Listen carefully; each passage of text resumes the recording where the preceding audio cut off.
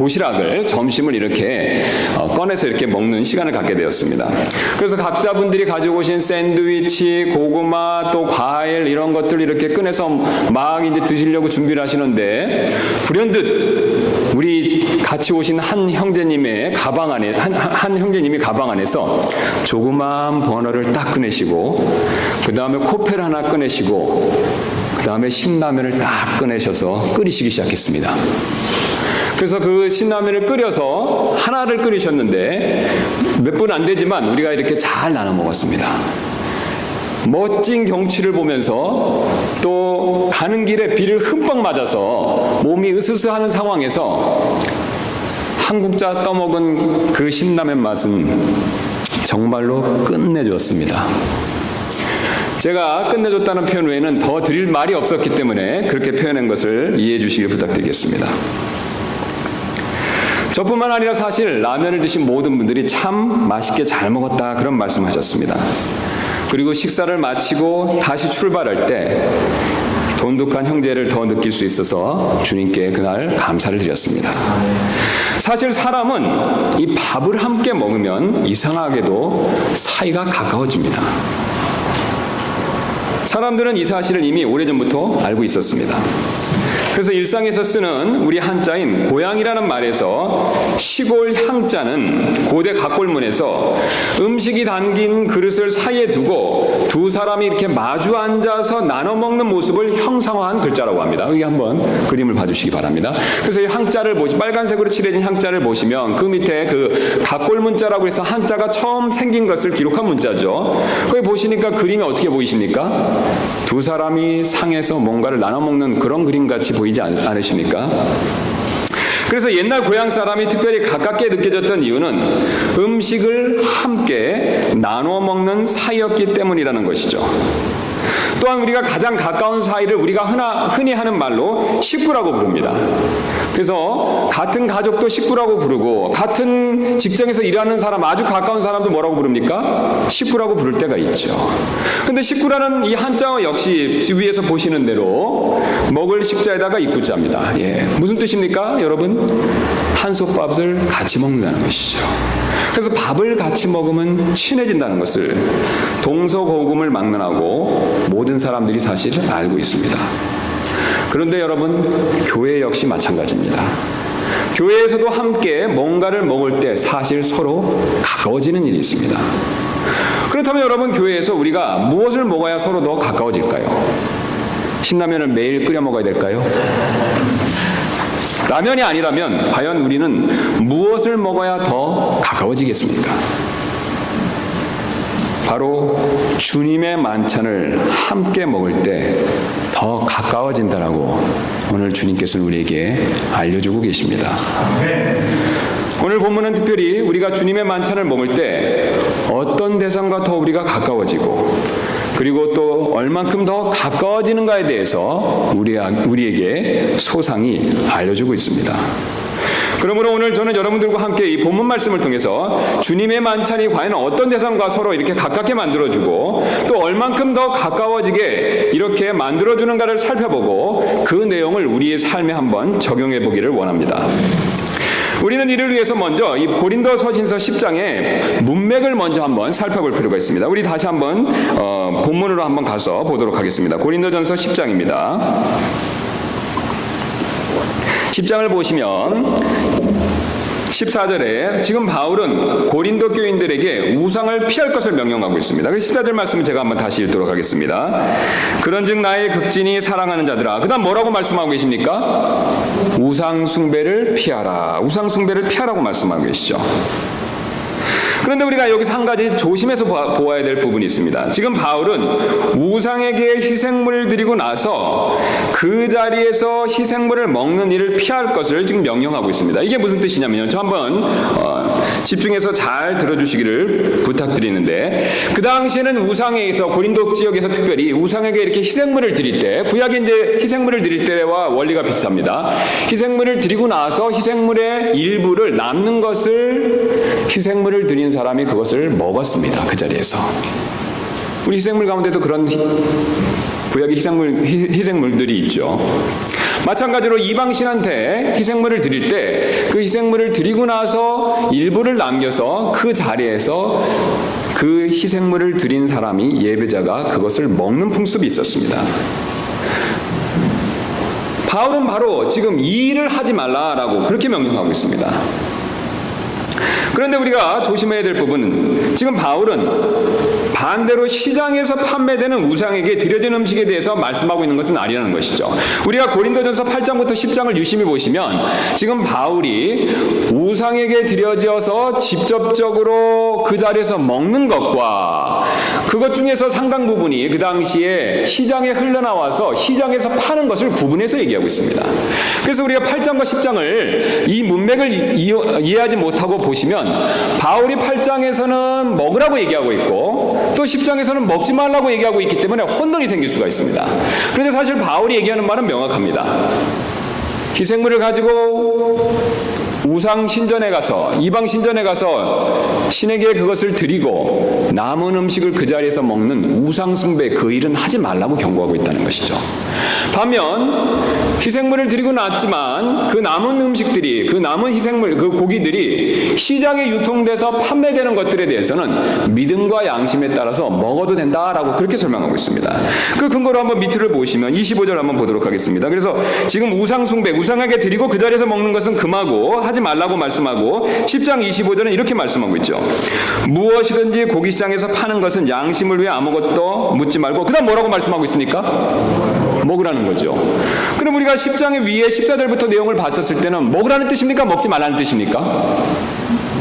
먹지 말라는 거죠. 그런데 지금 25절에서 뭐라고 말씀하고 있습니까? 먹으라는 것이죠. 무엇에 근거해서 먹으라고 말씀하고 있습니까? 양심을 위해 먹으라. 그 근거가 바로 땅과 자기에 충만한 것은 주의 것이니라. 우상은 아무것도 아니고 하나님이 모든 것들을 주셨고 특별히 우리에게 음식을 날마다 일용하게 주셨기 때문에 그 믿음이 있다면 비록 우상에게 드려졌던 것을 판매해서 사다 먹는 고기일지라 하더라도 강한 믿음을 가지고 있는 사람은 그것을 먹을 수 있다라고 얘기하고 있다는 것이죠. 또 같은 얘기로 27절 말씀 보도록 하겠습니다. 믿지 않는 자들 중에 누가 너희를 잔치에 초대하여 너희가 가고자 하거든 너희 앞에서 차려놓은 것은 무엇인지 뭐라고 말씀하고 있습니까? 양심을 위해 묻지 말고 먹으라. 뭘 묻지 말라는 것이죠? 이게 우상 신전에 드려졌다 나온 것인지 그 출처를 묻지 말고 감사함으로 양심에 따라서 먹으라는 것이죠. 왜 그렇습니까? 그 근거가 나오고 있죠. 28절에 그러나 어떤 사람이 너희에게 이르되 이것은 우상들에게 희생물을 바친 것이라 하거든 그것을 알게 한 사람과 양심을 위해 먹지 말라. 땅과 거기에 충만한 것은 누구의 것이기 때문에 그렇습니까? 주의 것이라는 것이죠. 그런데 옆에 있는 사람이 그것이 우상에게 나왔습니다라고 하면서 먹는 것을 꺼림직하게 여기면요. 그때는 먹으라는 것입니까? 먹지 말라는 것입니까? 먹지 말라는 것이죠. 자신의 믿음과 양심에 따라서 특별히 다른 사람을 위해서 먹을 수도 있고 안 먹을 수도 있다는 겁니다. 지금 사도 바울은 절대로 먹지 말라라고 명령하고 있지 않습니다. 그런데 우리가 오늘 살펴보기를 원하는 10장 14절의 말씀은 우상 숭배를 피하라라고 했었을 때는 절대로 먹지 말라는 뜻이 됩니다. 즉 우상에게 희생물을 드리고 그 자리에서 남은 희생물을 고기를 그 자리에서 절대로 먹어서는 안 된다 이렇게 말씀하고 있다는 것이죠. 그리고 그렇게 하지 말아야 될 이유를 이제부터 바울이 15절부터 22절에 걸쳐서 지금 막 이제 설명을 하려고 하는 그런 찰나에 놓여 있습니다.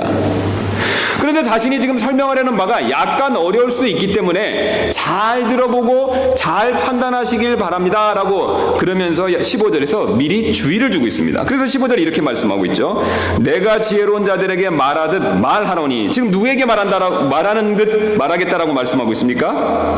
지혜로운 자들에게 말하듯 말하노니 너희는 내가 말하는 바를 판단하라. 그럼 무엇을 판단하는 겁니까 여러분?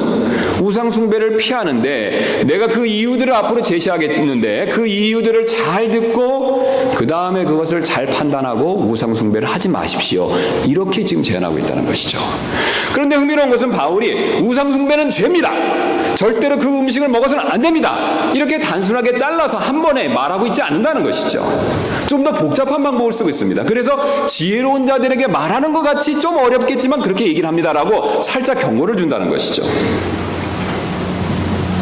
지금 바울이 설명하려고 하는 바는 바로 우상 숭배 자체는 잘못이기 때문에 무조건 하십시오라고 단순하게 설명하는 것이 아니라 이것을 주님의 만찬과 비교해서 그래서 양쪽을 비교해 본 결과 절대로 이거 우상 숭배를 해서는 안 된다라는 그런 결론을 스스로 내릴 수 있도록 도와주기를 원한다라는 뜻으로 지금 말씀하고 있습니다.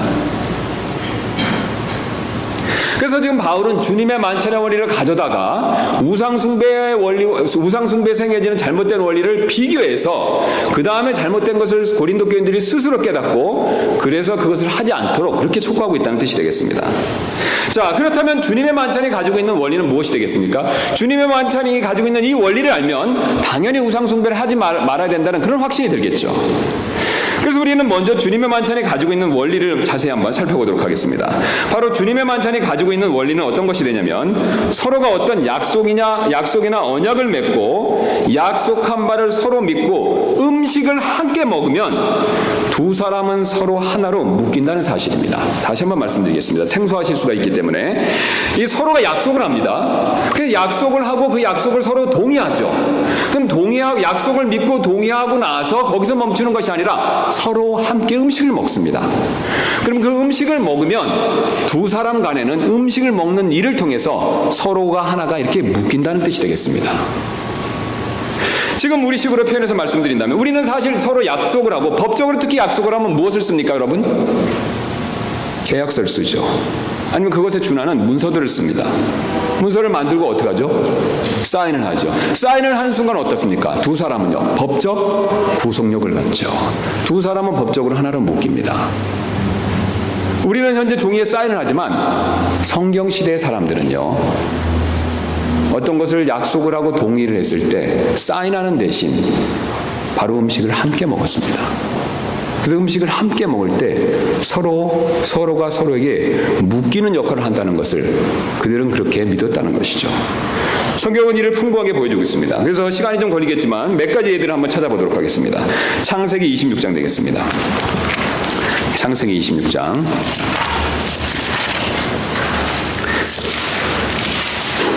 창세기 26장 26절부터 31절입니다. 우리가 아시는 대로 이삭과 아비멜렉이 서로 언약을 맺은 사건이죠.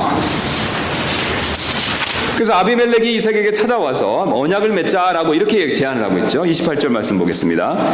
그들이 이르되 26장 28절입니다. 그들이 이르되 주께서 너와 함께 계심을 우리가 분명히 보았으므로 우리가 말하기를 이제 우리 사이에 곧 우리와 너 사이에 뭐라고 말씀하고 있습니까? 맹세를 맡고 우리가 너와 뭐를 맺자고 말씀하고 있죠? 언약을 맺으리라 하노라. 지금 약속을 하고 있습니다. 언약을 맺고 있다는 것이죠. 맹세를 하고 있다는 것이죠. 그러면서 29절 이렇게 얘기합니다. 우리가 내게 손을 대지 아니하고 선한 일만 내게 행하며 너를 평안히 보내는 것 같이 너는 우리를 해치지 말라. 이제 너는 주께 복을 받은 자니라 하니라.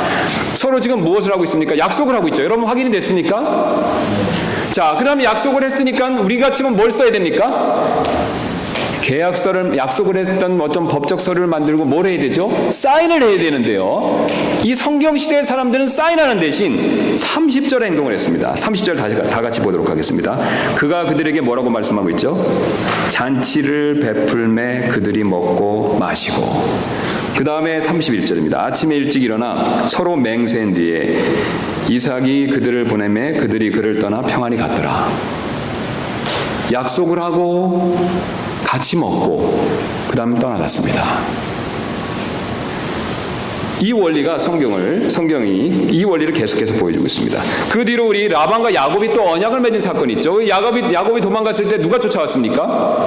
라반이 자신의 가족들을 들고 쫓아왔었죠. 자, 31장입니다. 좀 앞으로 더 가셔서 뒤로 좀 더 가셔서 31장입니다.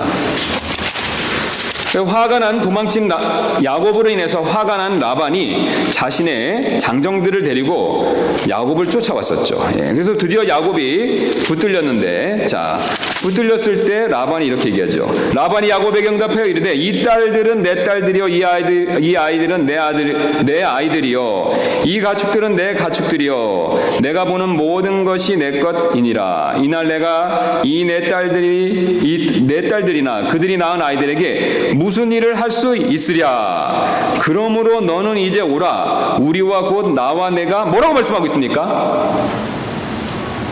언약을 맺어 그것이 너와 너 사이에 증거가 되게 하리라 하매. 언약을 맺고 있습니다. 45절입니다. 야곱이 돌을 가져다가 기둥으로 세우고 또 자기 형제들에게 말하며 돌을 모으라 하니 그들이 돌을 취하여 무더기를 만들매 그들이 거기서 무더기 위에서 그 다음은 뭐라고 말씀하고 있습니까? 먹으니라. 여러분 흥미롭지 않습니까? 라반과 야곱이 약속을 맺고요. 서로 해치지 말고 서로가 서로의 경계선을 넘지 말자고 그렇게 약속을 하고요. 그 다음 어떤 행동을 했습니까? 함께 먹었습니다. 예. 먹는 순간 이 둘은 어떻게 되는 겁니까? 야곱과 라반은요. 이 약속에 의해서 서로 묶이는 거죠. 이 두 사람은 이 약속에 의해서 하나로 완전히 묶이는 겁니다. 이 원리는요, 사람과 사람 사이에만 벌어진 것이 아니라 사람과 하나님 사이에도 벌어지는 것을 성경이 보여주고 있습니다. 그래서 이스라엘 장로 70명이 하나님과 맺은 언약을 다시 확증한 사건이 있습니다. 조금 더 뒤로 가셔서 출애굽기 24장 한번 보도록 하겠습니다. 출애굽기 24장.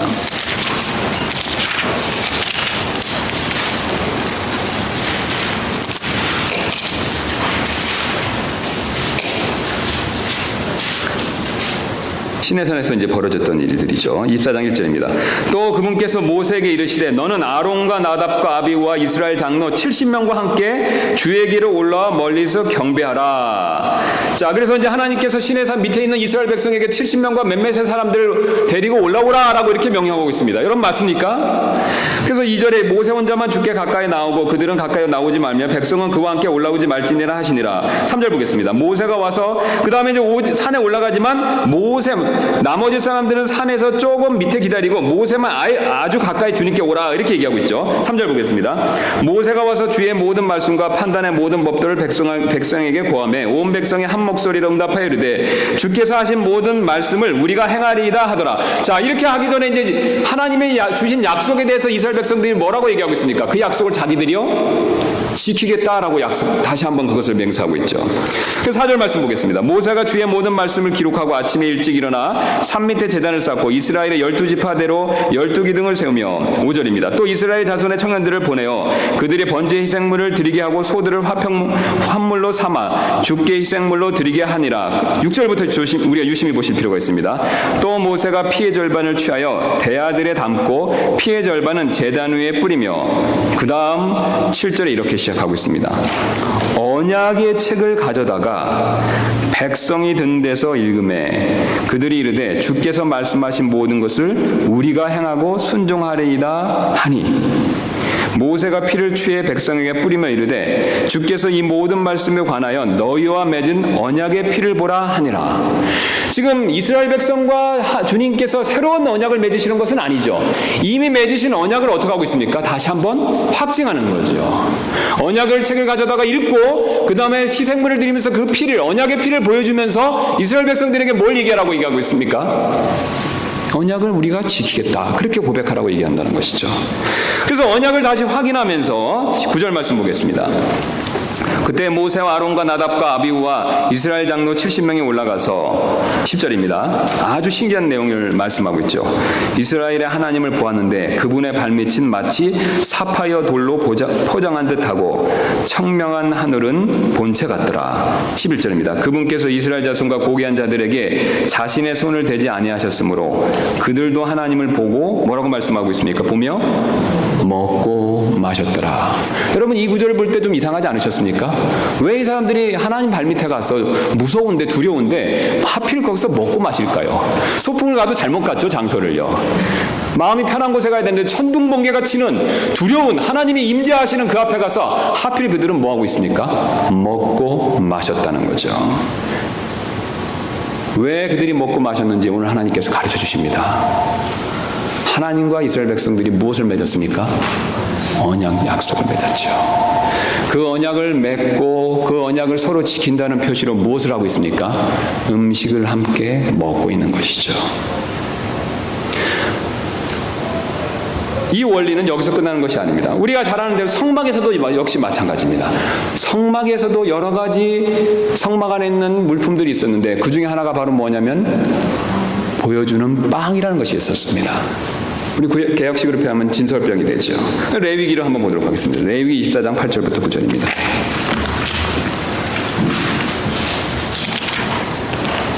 24장 8절부터 9절입니다.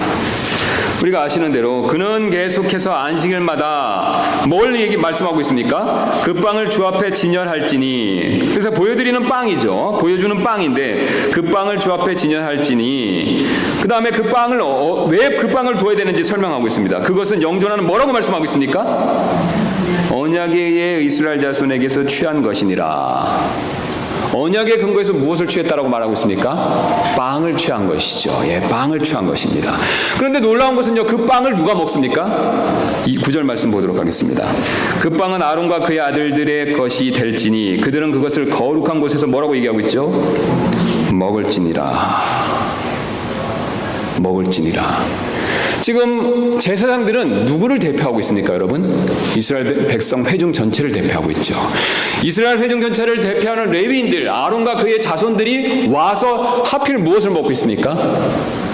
빵을 먹죠. 왜 빵을 먹습니까? 무엇을 기억하면서요? 주님과 이스라엘 백성들이 맺은 언약을 기억하면서 먹고 있습니다. 그럼 이스라엘 백성들을 대표하는 레위인들이 매번 성전에서 섬기면서 빵을 먹을 때 이것은 무엇을 보여주고 있습니까? 주님과 맺은 언약이 이스라엘 백성이 하나로 묶여 있다는 것을 계속해서 생각나게 만들어준다는 것이죠. 이 동일한 원리가 유월절 만찬에서도 나타나고 있습니다. 우리 출애굽기 12장으로 다시 한번 가도록 하겠습니다. 출애굽기 12장. 출애굽기 12장 11절부터 13절입니다. 우리가 아시는 대로 유월절은 10가지 재앙, 마지막 재앙이 있기 전에 하나님께서 특별하게 제정해 주신 절기죠. 그래서 12장 11절에 이렇게 주님이 명령하시죠. 너희는 그것을 이렇게 먹을지니. 자, 뭘 먼저 말씀하고 있습니까? 유월절 만찬, 유월절에 먹는 것에 대해서 말씀하시죠. 자, 그래서 이렇게 계속해서 말씀하십니다. 곧 허리에 띠를 띠고 발에 신을 신고 손에 지팡이를 잡고 급히 그것을 먹을지니라. 그것은 주의 유월절이니라. 그럼 이들이 먹어야 되는 이유가 있죠. 하나님께서 이들이 먹어야 되는 이유를 바로 전에 말씀하셨습니다. 왜 그들이 그걸 먹어야 됩니까? 하나님의 언약이 있기 때문에 그렇다는 것이죠. 특별히 유월절에는 어떤 약속이 있었습니까? 어떤 언약이 있었습니까? 어린 양을 잡아서 그 피를 문설주에 바르면요, 죽음의 천사가 어떻습니까? 지나가고 그것을 바른 자들을 보호해 주시겠다는 약속, 언약이 있었습니다. 그 언약을 믿은 이스라엘 백성들은 무엇을 했습니까? 어린 양을 실제로 잡아서 문설주에 바르고 그 어린 양을 잡은 어린 양을 먹었습니다. 그들이 유월절 만찬을 먹을 때 그 먹는 일은 특별히 장자들을 하나님께서 치지 않으시겠다는 그 약속을 지키시고 그 약속에 묶여 있는 그것을 지금 정확히 보여주고 있다는 것입니다. 그런데 더 놀라운 것은 이 원리가 오늘 우리가 앞으로 거행할 주님의 만찬에서도 동일하게 나타난다는 것입니다. 우리 마태복음 26장 보도록 하겠습니다. 마태복음 26장 26절부터 28절입니다.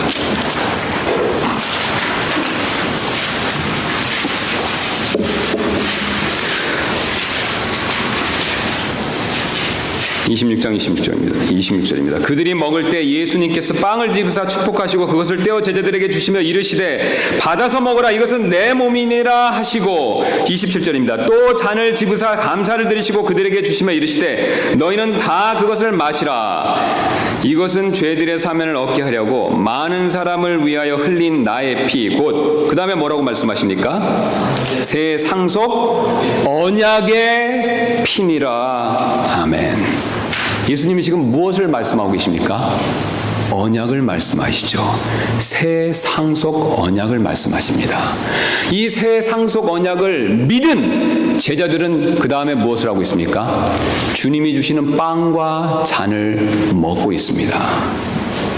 여러분, 이들이 그것을 먹을 때 이것은 무엇을 의미하고 있습니까? 우리가 앞에서 지금까지 살펴본 대로 주님과 그 제자들은요, 새로운 상속 언약으로 인해서 하나로 묶인 것이죠.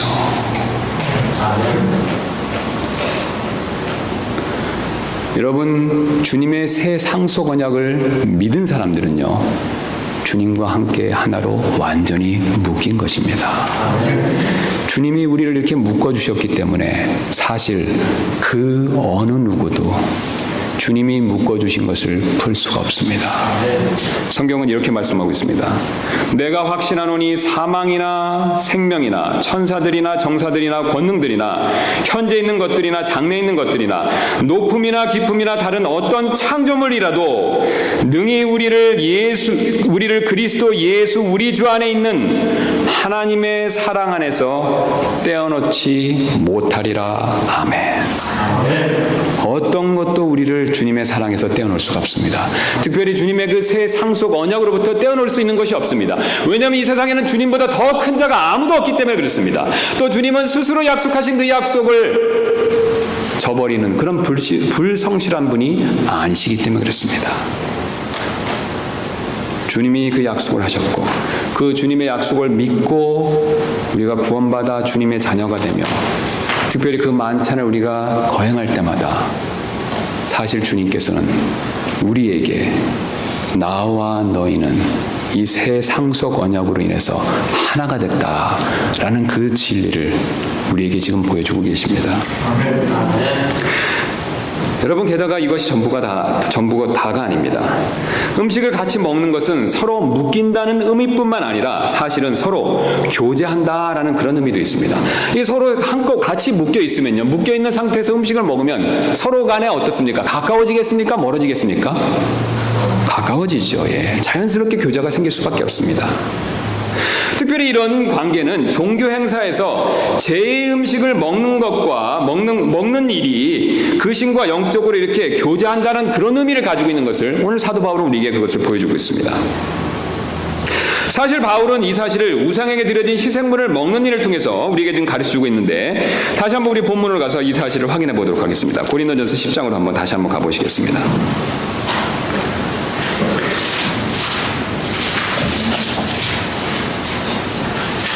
10장 말씀에서 우리 19절부터 21절을 보시면 이렇게 말씀하고 있습니다. 바울이 그런즉 내가 무엇을 말하느냐? 우상은 무엇이며 우상들에게 희생물로 바친 것은 무엇이냐? 제가 조금 전에 설명드린 대로 지금 바울이 금지하는 것은 고기 자체를 아예 먹지 말라는 것입니까? 아니면 우상에게 드린 그 자리에서 고기를 먹지 말라는 것입니까? 예, 우상에게 드린 그 자리에서 먹지 말라는 것이죠. 그 근거는 밑에 25절에서 우리가 이미 확인한 바가 있습니다. 그래서 바울은 지금 우상에게 희생물을 드리고 그 자리에서 먹는 일까지 하지 말라라는 것을 얘기하고 있죠. 그래서 그 우상 숭배가 무엇인지 정의를 내려주고 있습니다. 그래서 19절에 우상은 무엇이며 우상들에게 희생물을 바친 것은 그건 무엇이냐라고 할 때 그거에 대한 내용을 20절에 설명해주고 있죠. 그러나 내가 말하건대 이방인들은 자기들이 희생물로 드린 것들은 하나님께 희생물로 드리지 아니하고 하나님께 드린 것이 아니죠. 사실은 반대로 누구에게 드리고 있냐면 마귀들에게 드리나니. 지금 우상에게 희생물을 드린 것은 누구에게 드렸다라고 얘기하고 있습니까? 마귀에게 드린다는 거죠. 여러분 한번 우상을 생각해 보시기 바랍니다. 우상 그 자체는 아무것도 아닙니다. 여러분 그 사실 믿으시죠? 굴상을 세우든 산 밑에 무슨 조그만 성황당을 짓든 아니면 이 밴쿠버 원래의 원주민들 같이 무슨 토템이나 이런 것을 만들든 그런 것들은 사실은 아무것도 아닙니다. 그것 자체는 아무런 힘이 없죠. 그런데 바울은 지금 놀라운 사실을 얘기하고 있습니다. 그 우상 뒤에는, 그 우상 너머에는 영적인 실체가 있다는 것이죠. 그 실체가 누구라고 얘기해주고 있습니까? 마귀라는 것이죠. 그러면서 그 우상에게 희생물을 드리고 특별히 그 희생물에게 드린 음식을 같이 그 자리에서 먹는 것은 놀랍게도 바울은 그것이 마귀들과 교제하는 것이다 라고 말씀하고 있다는 것이죠. 여러분 아주 중요한 영적 원리를 지금 바울이 우리에게 가르쳐주면서 경고를 하고 있습니다. 우상에게 제물 드리고요. 그 자리에서 우상에 드리는 제물, 희생물의 일부를 먹으면요. 거기서 끝나는 것이 아니라는 겁니다. 실상은 우상 뒤에 있는 실체 누구하고요? 마귀와 교제하는 일이다라고 경고하고 있습니다. 우상은 사실 보이지 않는 마귀를 상징하고 있다는 것이죠.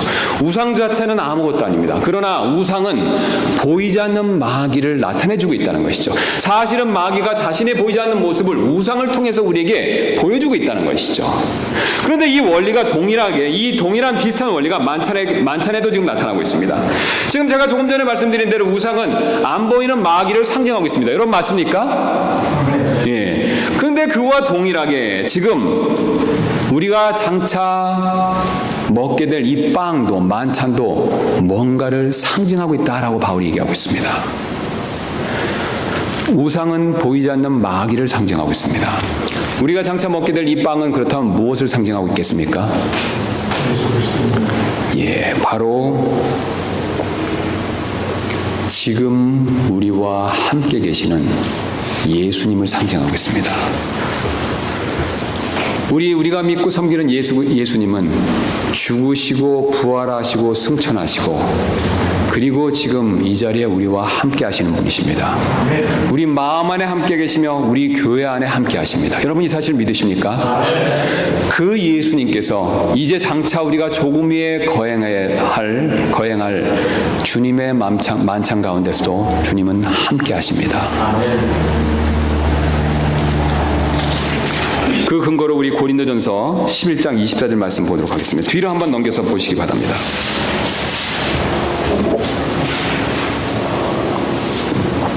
사도 바울이 예수님이 했던 말을 약간 바꿔서 정리해서 이렇게 지금 표현해서 가르쳐주고 있습니다.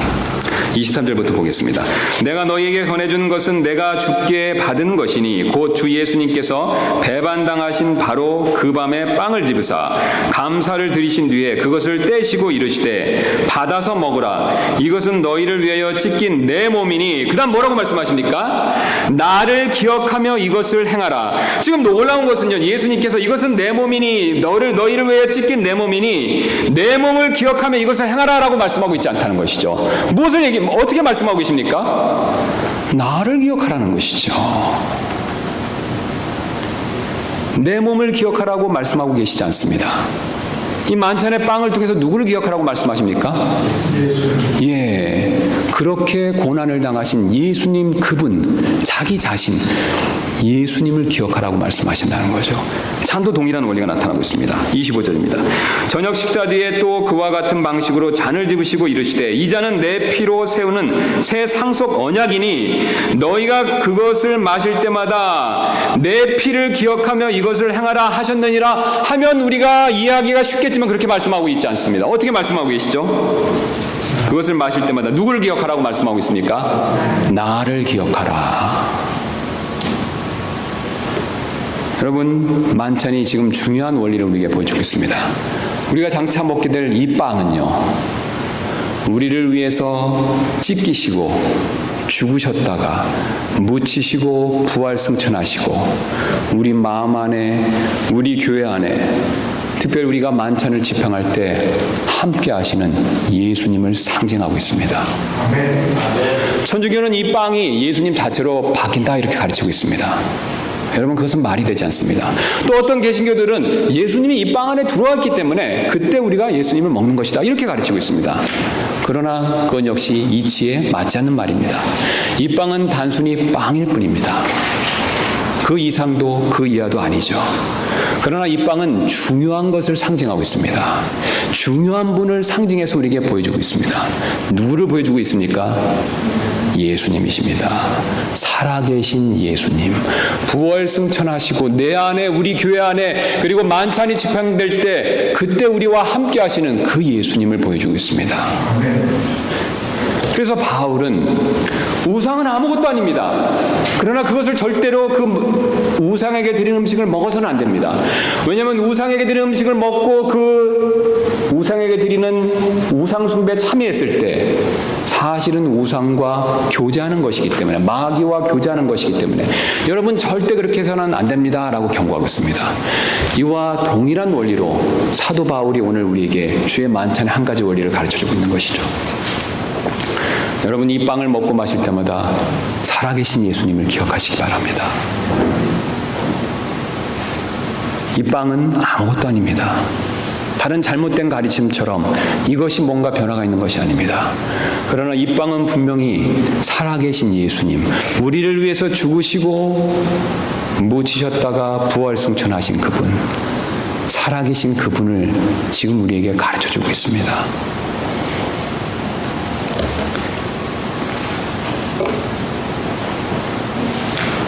그러므로 우리가 만찬을 식을 거행할 때마다 이 빵만을 보아서는 안 됩니다.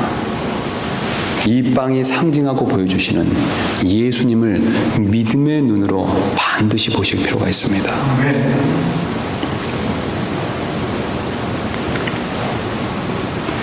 그리고 이 예수님을 기억하면서 우리가 만찬을 먹을 때 주님과 더 가까워지고 더 하나됨을 반드시 느낄 수밖에 없습니다.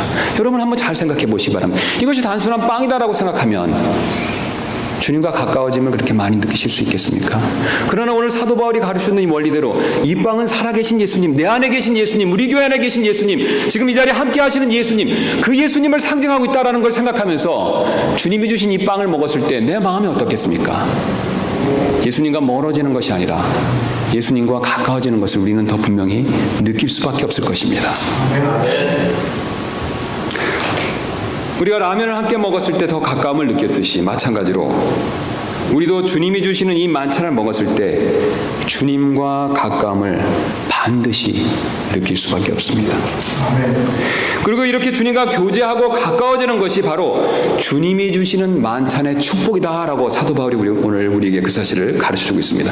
그래서 16절로 다시 한번 가시면 바울이 이렇게 만찬의 잔을 특별히 이렇게 표현하고 있죠. 우리가 축복하는 축복의 잔은 뭐라고 말씀하고 있습니까?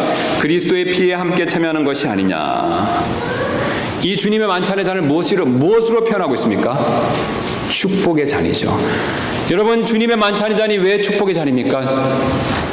이 빵과 잔은 누구를 상징하고 있기 때문에 그렇습니까? 살아계신 예수님. 그분과 그 자리에서 교제할 때 그 교제함으로부터 느끼는 누리는 그 영적 복, 그것이 우리에게 참된 축복이라는 것을 우리에게 가르쳐주고 계십니다.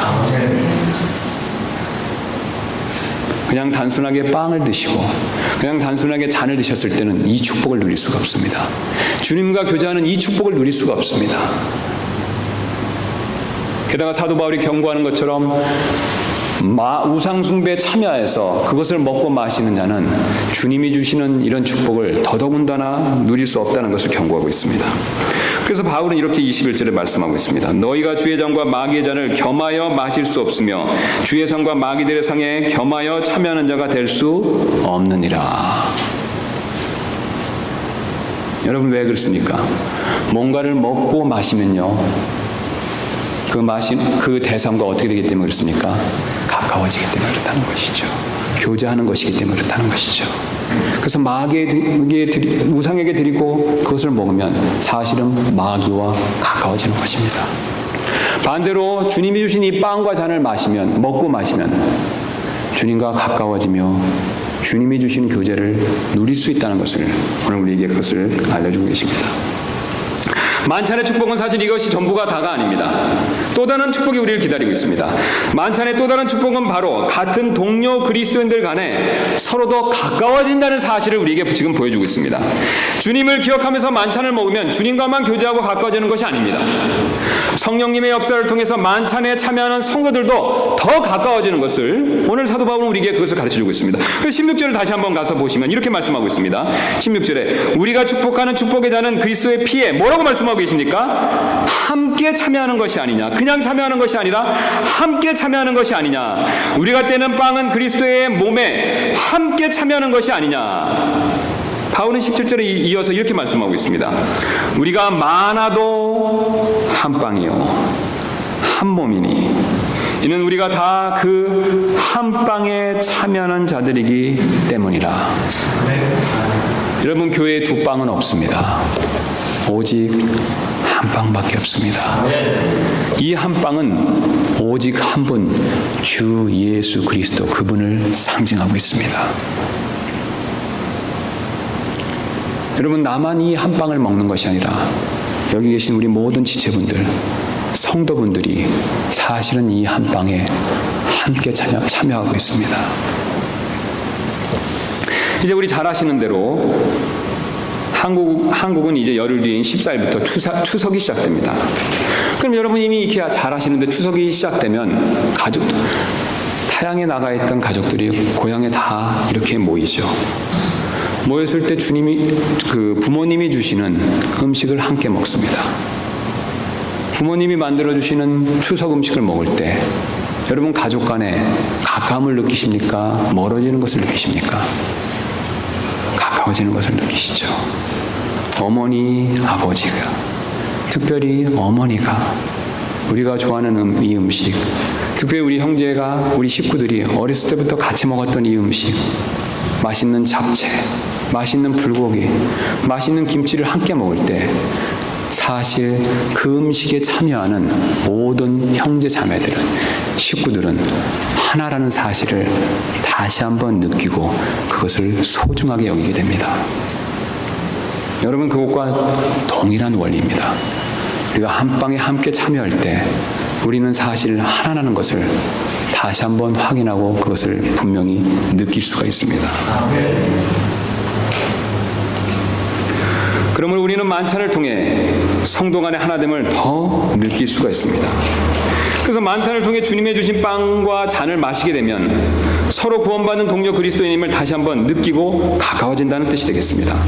게다가 우리 여기 계신 모든 분들이 장차 어디에서 같이 사실 분들입니까? 하늘에서 영원히 같이 살 그런 존재들이라는 것입니다. 여러분 가운데 혹시 그래도 저는 저 속썩이는 사람과 하늘에서 영원히 함께 살 것을 생각하면 오히려 스트레스가 되는데요 라고 생각하시는 분이 혹시 계실지도 모르겠습니다. 우리 지체 간에 서로 마찰과 충돌과 어려운 문제를 일으킬 수가 있습니다. 여전히 육신을 가지고 있기 때문에 그렇죠. 그러나 우리가 구원받은 형제 자매라면 모든 우리 지체들은 하늘에서 다시 만나게 될 것입니다. 그때는 지금의 우리의 모습과는 다른 완전히 그리스도의 형상이 회복된 그런 주님과 같은 모습으로 다시 만나게 될 것을 주님은 우리에게 약속해주고 계십니다. 여러분, 그것을 생각한다면 우리가 한 지체이고 한 몸에 참여하고 한 빵이라는 것에 대해서 얼마나 사실 그것을 소중하게 느낄 수밖에 없겠습니까? 우리는 지금까지 만찬이 우리를 주님과 가깝게 만들어주고 다른 성도 간에도 가깝게 만들어준다는 사실을 살펴봤습니다. 이 말씀으로부터 얻을 수 있는 몇 가지 교훈을 살펴보고 이제 말씀을 정리하도록 하겠습니다. 우리가 얻을 수 있는 첫 번째 교훈은 우리는 만찬의 참뜻을 절대로 놓쳐서는 안 된다는 것입니다. 만찬은 살아계신 예수님을 기억하는 것입니다. 그러므로 우리가 먹는 이 빵과 잔은 그 이상의 의미도 그 이하의 의미도 없습니다. 이 빵은 오직 우리를 위해서 죽으시고 묻히셨다가 부활하신 예수 그리스도 그분만을 나타낼 뿐입니다. 여러분, 그러므로 우리가 만찬을 거행할 때마다 이 빵을 통해서 예수님을 생각하시기 바랍니다. 예수님을 기억하시기 바랍니다. 내 안에, 우리 안에, 특별히 만찬의 시간에 함께 하시는 살아계신 예수님, 그리고 장차 우리를 데려가실 예수님, 하늘에서 영원히 우리와 함께 사실 그 예수님, 여러분 그 예수님을 꼭 기억하시길 바랍니다. 우리가 얻을 수 있는 두 번째 교훈은 우리는 만찬을 통해 보여주신 주님이 하나 되게 하신 일을 힘써서 지킬 필요가 있다는 것이죠. 주님은 우리를 구원해 주시기 위해서 십자가에 죽으셨을 뿐만 아니라 성경은 놀랍게도 우리가 하나가 되게 하기 위해서, 우리를 하나로 만들어주기 위해서도 십자가에서 죽으셨다라고 말씀하고 계십니다. 에베소서 2장 13절은 이렇게 말씀하고 있습니다. 한때 멀리 떨어져 있던 너희가 이제는 그리스도 예수님 안에서 그리스도의 피로 멀어진 것이 아니라 가까워졌다라고 말씀하고 있습니다.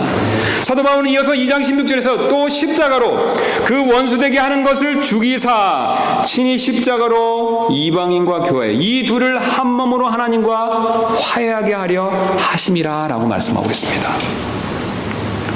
주님의 십자가의 사역은 우리를 구원하게 만드실 뿐만 아니라 구원받은 우리를 하나게 되게 만들어 주십니다. 여러분 이 사실을 정말 믿으십니까?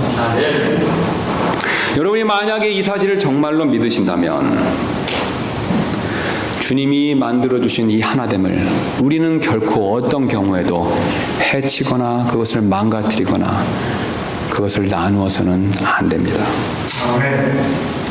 사실 우리 교회의 머리이신 예수님은 교회 안의 분열과 논쟁으로 인해 하나됨이 나뉘는 것에 대해서 누구보다도 마음 아파하십니다. 우리가 잘 아시는 대로 사울이 교회를 핍박할 때 그 교회의 머리이신 예수님께서 사울에게 이렇게 말씀하신 적이 있습니다. 사울아 사울아 어째여 내가 나를 핍박하느냐. 여러분, 사울은 누구를 핍박했습니까? 구원받은 교회 그리스도인들을 핍박했죠.